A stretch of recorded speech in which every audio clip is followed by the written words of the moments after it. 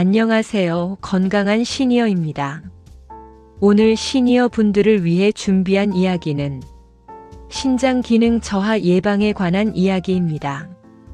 우리는 보통 간이나 심장 건강에는 관심이 많지만 신장 건강에 대해서는 상대적으로 무심한 경우가 많습니다.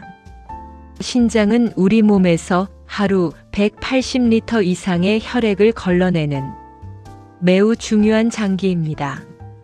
신장이 하는 역할은 단순히 소변을 만드는 것이 아닙니다. 몸속 노폐물과 독소를 걸러내고 혈압을 조절하며 뼈 건강에 중요한 비타민 D를 활성화시키고 적혈구 생성을 돕는 호르몬을 분비하는 역할까지 합니다. 그래서 신장이 약해지면 단순히 소변 문제가 아니라 전신 건강이 함께 무너질 수 있습니다. 특히 나이가 들수록 신장 기능은 자연스럽게 감소합니다. 의학적으로 보면 40대 이후에는 매년 약 1% 정도씩 신장 기능이 저하되는 것이 일반적입니다. 하지만 문제는 신장 기능이 70% 이상 망가질 때까지도 특별한 증상이 없는 경우가 많다는 점입니다. 그래서 신장 건강은 아플 때 관리하는 장기가 아니라 미리 예방해야 하는 장기라고 할 수 있습니다. 오늘 영상에서는 신장 기능이 왜 나빠지는지, 일상에서 어떤 습관이 신장을 망치는지, 신장을 보호하는 생활 습관은 무엇인지 조금 더 전문적인 관점에서 이해하시기 쉽게 설명드리겠습니다. 신장 기능 저하가 생기는 대표 원인. 먼저 신장 기능이 저하되는 가장 흔한 원인부터 살펴보겠습니다. 많은 분들이 나이가 들어서 신장이 나빠졌다고 생각하시지만 실제로는 몇 가지 명확한 원인이 있습니다. 첫 번째 원인은 고혈압입니다. 신장은 아주 미세한 혈관 덩어리입니다. 신장 속에는 사구체라는 필터 역할을 하는 조직이 있는데 이 부분이 혈압에 매우 민감합니다. 혈압이 높으면 신장 속 미세혈관이 지속적으로 손상되고 이 손상이 반복되면 신장은 점점 제 기능을 잃게 됩니다. 그래서 만성 콩팥병 환자의 가장 흔한 원인 중 하나가 바로 고혈압입니다. 두 번째 원인은 당뇨병입니다. 당뇨병은 신장을 망치는 가장 강력한 위험 요인입니다. 혈당이 높으면 신장 속 필터가 끈적끈적해지고 두꺼워지면서 점점 노폐물을 제대로 걸러내지 못하게 됩니다. 이것을 의학적으로 당뇨병성 신증이라고 합니다. 우리나라에서 투석 치료를 받는 환자 중 가장 많은 비율이 바로 당뇨 합병증 때문입니다. 세 번째 원인은 잘못된 약물 사용입니다. 의외로 많은 분들이 약 때문에 신장을 망치고 있습니다. 대표적인 것이 진통소염제입니다. 허리나 무릎 통증 때문에 진통소염제를 습관적으로 드시는 분들이 많습니다. 이 약들은 단기간 사용은 괜찮지만 장기간 반복해서 복용하면 신장 혈류를 감소시켜 신장을 손상시킬 수 있습니다. 특히 이부프로펜, 나프록센, 디클로페낙 같은 소염 진통제를 별 생각 없이 오래 복용하는 습관은 매우 위험합니다. 네 번째 원인은 수분 부족입니다. 나이가 들수록 갈증을 잘 못 느끼게 됩니다.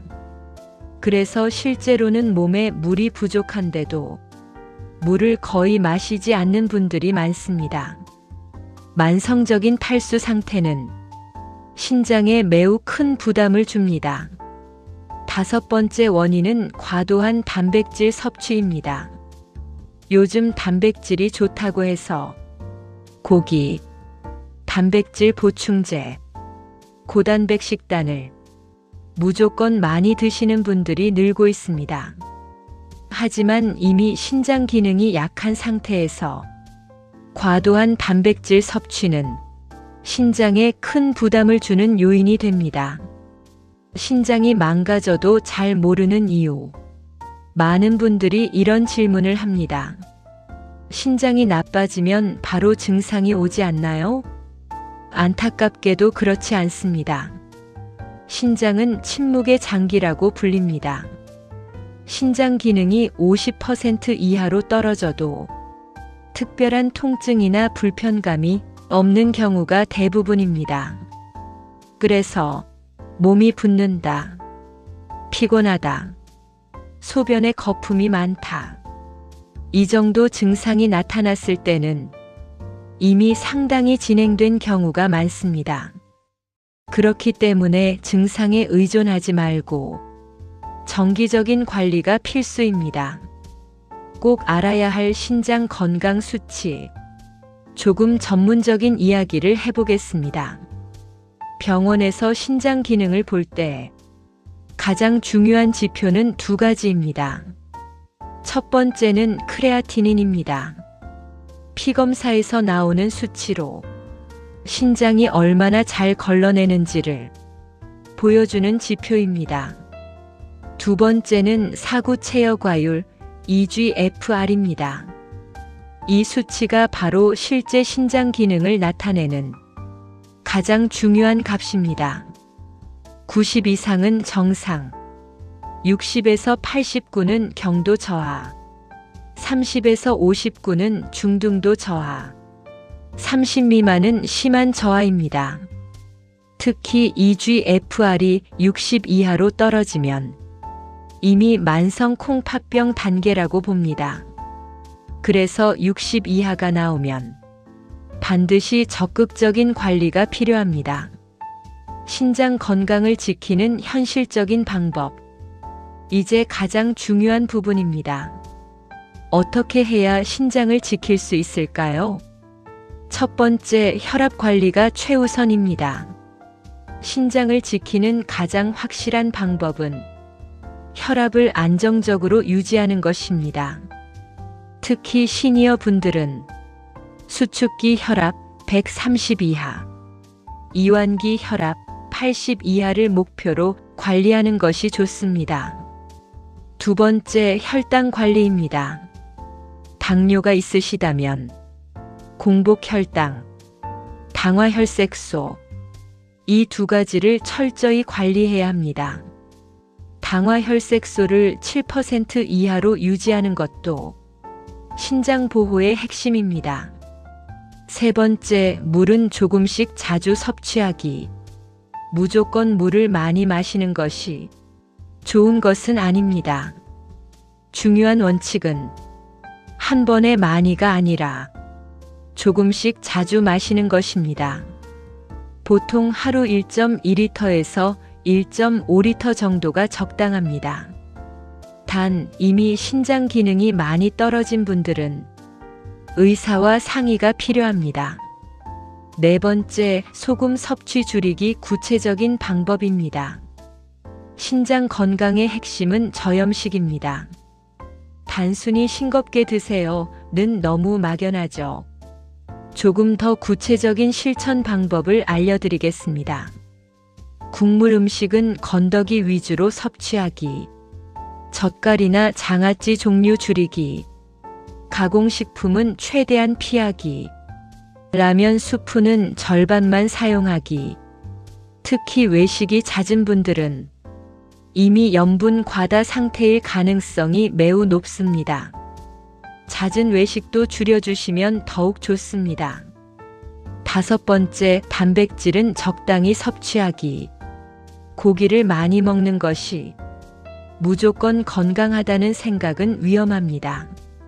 시니어 분들의 경우 체중 1kg당 0.8에서 1g 정도의 단백질이 가장 적절합니다.